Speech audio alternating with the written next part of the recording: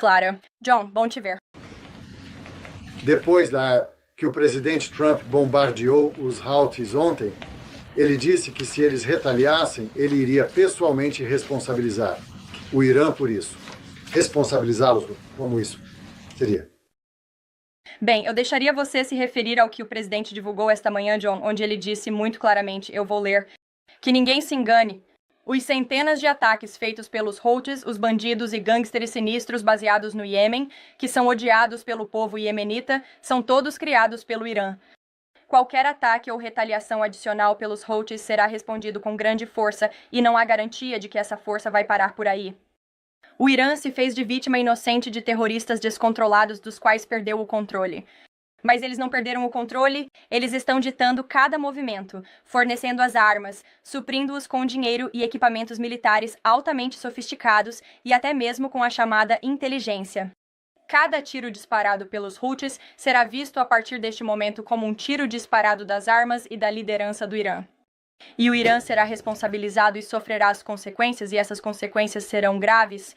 Essa é uma declaração do presidente dos Estados Unidos feita há poucos momentos. Não tenho nada adicional a compartilhar, mas nossa mensagem para o Irã é melhor levar este presidente a sério. E eu acho que os Houthis aprenderam isso da maneira mais difícil neste último fim de semana. Como eu disse em minhas observações iniciais, há um novo xerife na cidade. E este presidente não vai ficar de braços cruzados e permitir que terroristas lancem ataques contra embarcações comerciais e militares dos Imam Siwa, navios de guerra. Essas ações não serão toleradas. Claro. Eduardo? Sim, obrigado. Karen, sobre a economia. Então, a maior parte foi uma semana negativa. Economia, você sabe, você tem sido muito vocal, assim como outros membros do gabinete, sobre como estamos em uma transição e sobre como, você sabe, essa transição econômica. E há um plano de longo prazo para tarifas sobre isso. Quão preocupado está o presidente de que os mercados e os americanos, por falta de um termo melhor, fiquem em pânico com essas tarifas e se preocupem com um plano de longo prazo? Claro. Acho que já me fizeram essa pergunta e respondi a essa pergunta. Cortes de impostos, reduzindo o custo de vida com um boom de energia que o povo americano pode esperar em breve. Wall Street e Main Street devem estar seguros com o que o presidente Trump fez em seu primeiro mandato. É exatamente a mesma fórmula. Na verdade, eu diria que está ainda melhor desta vez. E se você olhar para alguns dos indicadores econômicos na última semana, o último relatório do IPC da semana passada superou as expectativas. A inflação está diminuindo.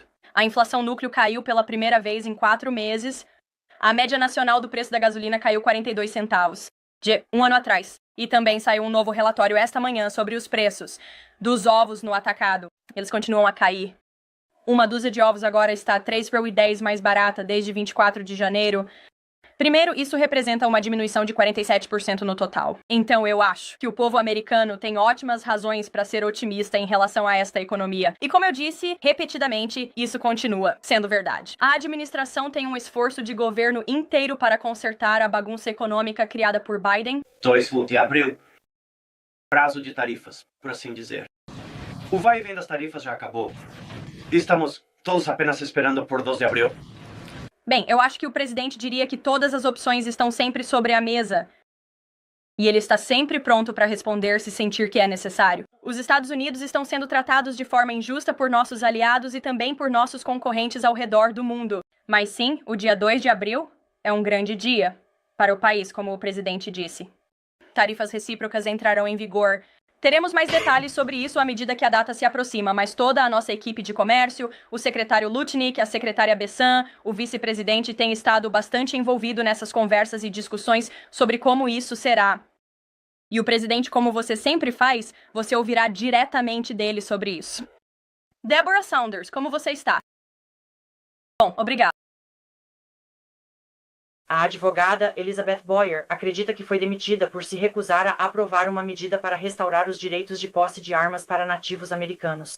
DFJS Todd Blanche diz, não, mas eu quero saber, a administração está dedicada a restaurar os direitos de posse de armas para felons que cumpriram suas penas. Eu perguntei isso porque conversei com pessoas que estavam festejando, elas sentiram que isso era importante. Claro, isso não é necessariamente para um perdão. Qual é o pensamento do presidente sobre essa questão? Depois que você cumpriu sua pena, você deveria ter feito isso? É uma pergunta importante. É algo sobre o qual eu não conversei com o presidente a respeito de suas opiniões. Mas Eu vou levar isso a ele esta tarde. Eu vou dizer a ele que você perguntou e nós vamos te dar uma resposta. De nada. Jonathan Zitraniwa. Procurador-Geral, ordens do juiz. Eu quero perguntar sobre um porta-voz da administração, né? Que é o czar da fronteira, Tom Homan. Ele estava na Fox News. Tom Homan.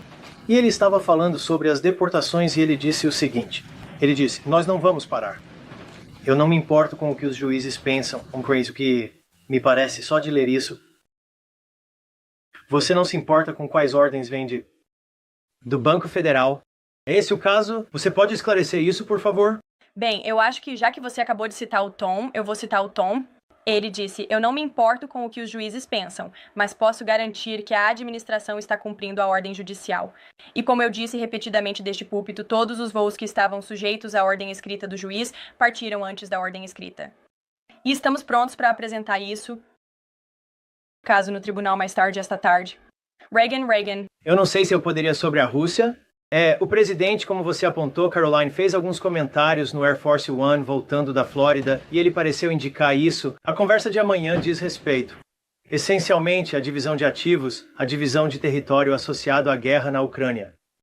O presidente Zelensky deu essa autoridade ao presidente Trump. É isso que vai acontecer amanhã? Bem, como você sabe, o presidente e toda a sua equipe de segurança nacional têm se envolvido diretamente com o presidente Zelensky e a equipe ucraniana.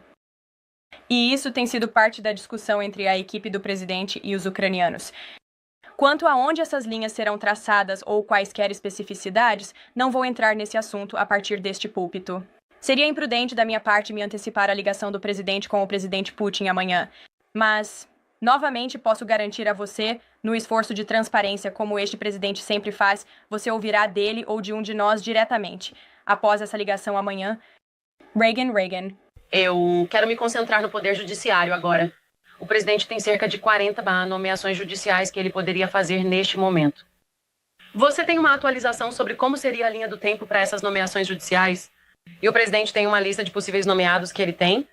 Eu não tenho uma atualização sobre a linha do tempo, nem tenho uma lista, mas certamente posso fazer isso. Nossa equipe vai reunir isso para você e fornecer. De nada. Claro. Pode ir. Claro. O presidente está visitando o Centro Kennedy esta tarde para uma reunião do conselho. Uma pergunta sobre o que aconteceu há algumas semanas. O Centro Kennedy recebeu ameaças de bomba. A empresa Schengen Performing Arts, que é uma companhia americana que apresenta a China antes do comunismo, tem sido alvo, infelizmente, do PCC há anos. Estou me perguntando se esta administração terá uma resposta agressiva a isso e, além disso, se o presidente está enfatizando as artes e a cultura. Qual é a mensagem da administração para potenciais atores estatais estrangeiros que estão tentando causar distúrbios no EUA? Não atrapalhe isso. Esta administração levará isso muito a sério e o responsabilizará. Nós, obviamente, condenamos qualquer violência ou ameaças de violência contra instituições americanas. E o presidente viajará para o Centro Kennedy mais tarde esta tarde. Estou ansioso para ir com ele.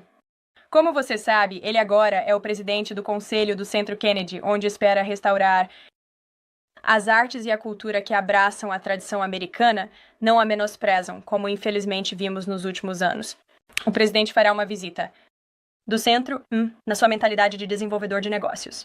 Tenho certeza de que ele fará algumas recomendações sobre como o próprio centro pode ser melhorado, mas também discutirá talvez algumas peças musicais e programas teatrais futuros que o centro estará apresentando sob sua nova liderança e a nova liderança